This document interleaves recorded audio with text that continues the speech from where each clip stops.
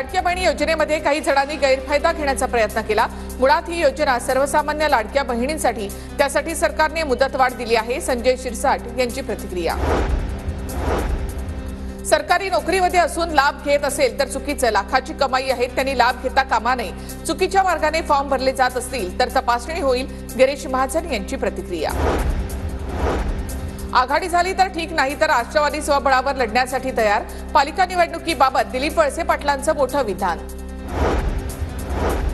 पालिकेमध्ये शक्य आहे तिथे महायुती म्हणून एकत्र लढू, वळसे पाटलांच्या वक्तव्यानंतर प्रफुल्ल पटेलांचं वक्तव्य।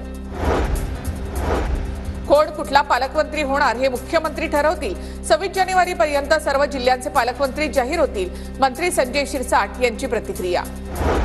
पालकमंत्री पदाबाबत 1 ते 2 दिवसांमध्ये चित्र स्पष्ट होईल। पालकमंत्री पदाबाबत चर्चा सुरू, कुठलीही अडचण नाही। प्रफुल्ल पटेलांची प्रतिक्रिया।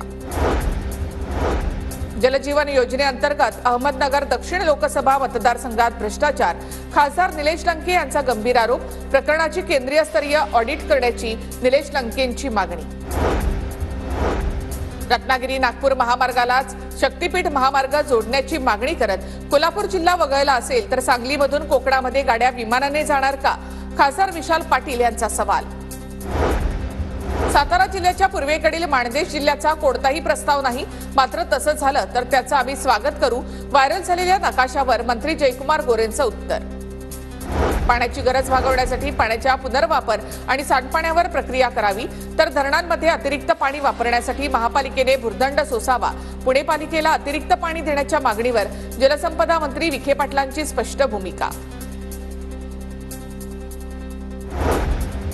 आपण किती पाणी उचलतो याचा विचार जलसंपदा विभागाने करावा। केंद्रीय राज्यमंत्री मुरलीधर मोहोळ यांची राधाकृष्ण विखे पाटील यांच्यावर टीका।